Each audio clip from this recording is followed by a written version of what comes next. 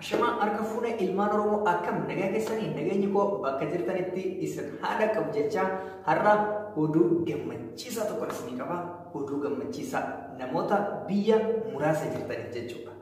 Akkuma amma ture isinii jedhe dirreen xiyyaaraa naannolee tokko tokkotti ni banamaa isinii jedheetti ture.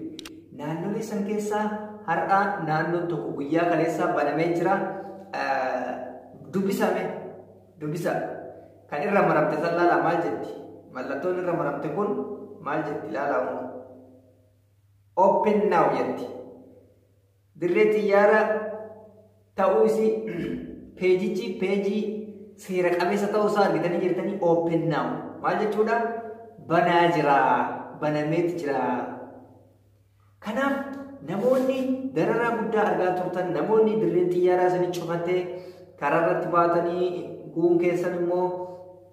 kontiraata fixattanii akka tokko taatan biyyoota hedduurraa tiraanziit godha jechuudha.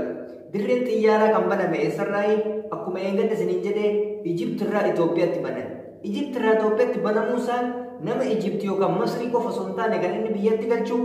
namoota biyya biraa jiran Kanaadaa jiraatte, Awustiraaliyaa jiraatte, Beerut jiraatte, Baaree jiraatte bakka ati jirtu sanirraa xiyyaarri Ijipti imalu yoo jiraate tiraanziit tikeettii murattee bakka feeterraa bakka jirturraa Itoophiyaa galuu dandeessa jechuudha. Tikeettiin ati murattu tokkuma akkuma Itoophiyaa sana waan nama rakkisu tokko hin qabu. Biyyoota hedduurraa banamee jira waan ta'eef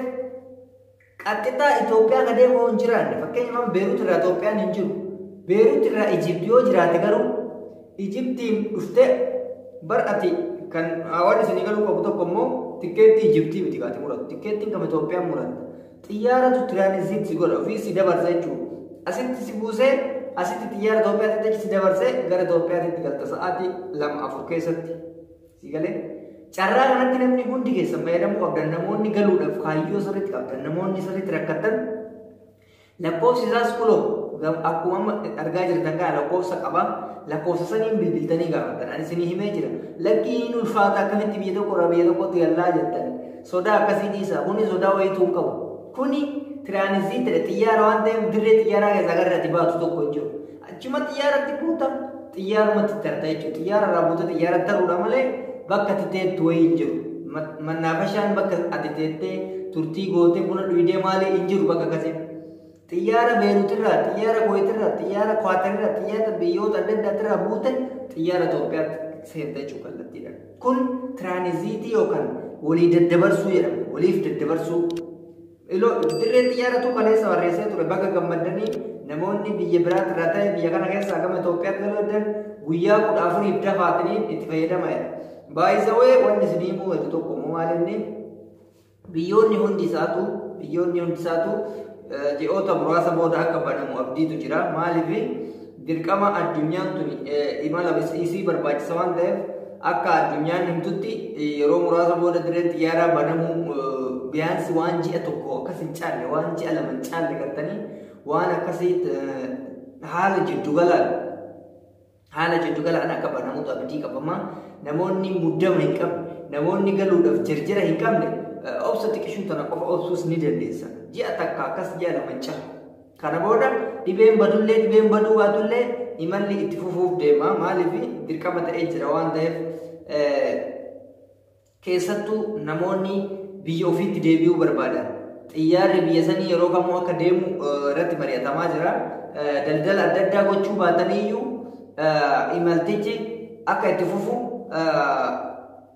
dubbatameetii jira dirqama qaba maaliif namni ilmi namaa biyya tokkotti taa'ee biyya tokkotti nafu haajedhaaf akka manaa bahee achitti hafetu jira sababa kanaaf amma wanni tiraanziitii kana godhaniif wanni amma ka'an isiniin jedhu kana godhameef biyya tokkorraa biyya tokkotti tartee gara biyya biraa deemuu wanni godhameef namoonni akkanaa fayyadamaniif namoonni akka amma isiniin jedhu rakkoo adda addaa keessa jiru tiraanziitiidhaan akka galuuf maal duraanumaa hima jira bara fakkeenya duraan yoo Suudii fa'aa deemtu akka tasaa yookaan Kuwaitiin fa'aa deemuun Dubaay kanatti buuta Dubaay buutee Dubaay irraa xiyyaara biraatti namni akkasitti deemee jiru amma dur namni akkasitti deemee jiru biyya biraa yeroo deemtu gara Dubaay kanatti gara Suudaan kana fa'aatti buutee Suudii fa'aatti buutee xiyyaarri guuttatee achii gara biraas hin deemu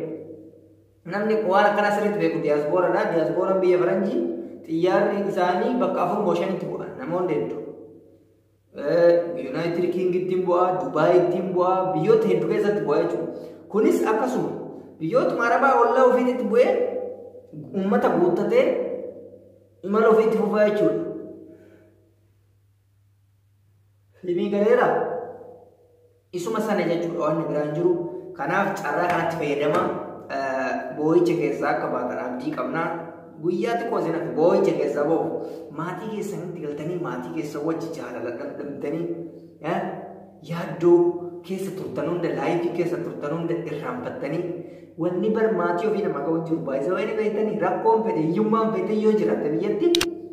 gammachuu maatii ofii namaa ga'u jiru ni gammadda bakka hiyyummamatti gammadda because wanni ati yaaddu hin jiru namni gabrummaan si bulfatu hin jiru namni cinqiin si bulfatu hin jiru jireenyi yoo taate jireenya addunyaa uumaatii miti rakkoon qabu hiyyummaadhaan biyya ofiitti jiraachuun hedduu nama gammachiisa keessattuu shamarraniif wanna akka biyyaa hin jiru biyya ofiitti shamarri gammachuun jiraata namoonni hedduu yoo barbaadan bara galtanii barbaadda yoo barumsa addaan guddaa barumsa keessanii deemtanii yoo jireenya bultii jaarachuu barbaadan bultii keessanii jaarattanii jiraachuu dandeessa boo'icha keessa ba'a bakka innumaa Yusuf Gorsaani namoonni dalagaan isiniin ta'an dafii boo'icha keessaa bahe kan dalagaan isii taate immoo dafii butadhu lan daftee butattee jireenya kee fooyyessitee ofirraa maaltu si cinqe biyyaan baatetti biyya ormaati sammuun kee boqonnaan argatu qaamni kee boqonnaan argatu numa fiidee jechuudha garana fiide yookaan sii tartii yookaan odoo siin tariin fa'a biyyarraa deemta jechuudha maaliif biyya ormaatu kaadiidha nama gaddaate yookaan nama ganti mallaqa waggaa dheeraa hojjette fa'a tasatti kasaaruu dandeessa osoo hin beekin so waan akkanaa kanatti fayyadamuu danda'uu qabdan sirriitti mallaqa keessan daftanii waan kaayyoo biyyaa baataniif yoo guuttattan ofirraa fadhi jedha maaltu sin cinqe nama si gurguratetti jira way gurguramtee biyyaa baatte fedha keettiin biyyaa baate xiqqoo ofin jijjiira jettee sammuu kee qabdee of qabdee homaatii miti gabrummaa namaaf itti seenu kun jettee kaayyoo keessan galmaan ga'uuf baate kaayyoo keessan obsaan galmaan geessee ofirraa yaafadha maaltu biyya arabaatu si dulloomse buleettiti maaltu mataa keessa nyaate buleettiti dhiirri homaa miti dhiirri luka malee biyya qabu jedhama wanti liji egirinjii agar yelloo jedha amaarri oromoonis akkasuma jedha kanaaf dhiirri homaati miti adeemu biyyi hundu biyyuma isaatti miila malee biyya qabu dhiirri dubartiin garuu biyya qabdi waan taateef biyya ofiitti galtee jireenya ofii yoo jiraate bar biyyatti si dalagatuu hin dandeessi amma xiqqoo mallaqa fa'aa qabattanii walta hojii gaarii hojjetuu dandeessan hojii adda addaa hojii biizinesaa waa hedduu hojjechuu dandeessan sinii galee kanaaf fayyadamaa dafaa ofirraa galaa iyyaaddaawina ammootu ji'a takka irraan ta'u ni banama dirreen xiyyaaraa kamiituu ni banama kaamuu iyyuu ni banama beekamaadha addunyaa duratti walii gale maaliif addunyaan bakka ciistatti naftu dhibeen kun badee baduu baatee guyyaa muraasa booda banamuun beekamaadha amma fakkeenyaaf biyya kanatti labsiin muddamaa amma ji'a tokkotti dabalamee jira garuu xiyyaarri baname maaliif baname namni wal ugguree jiraataa jira karakatu meeqatu jira karakatu kana rakkoo keessaa baasuudhaaf jecha banamee jira bakka waa gochuu hin danda'amu ka Itoophiyaatti kan biyya biraan beeku kan biyya biraa yookuun jiru yaani asirraa gara biraan beeku ka Itoophiyaa banamu odeeffannoo yeroo hunda jila deddeemee isin ilaaluu jira ka Beeruut banamu ka Dubaay ka Saa'uudii kan Baareen kan Beeruut kan biyyoota adda addaa ka Kuweet ka Qaatar biyyoota adda addaa kana jala deemee wanni nu hubadhuuf odeeffannoo gahaa tokko isin biraan ga'uuf fattasha yeroo hunda peejiiwwan isaanii kan seera qabeessa ta'e jala laala amma peejiin kun seera qabeessa raayitii mallattoo raayitii qaba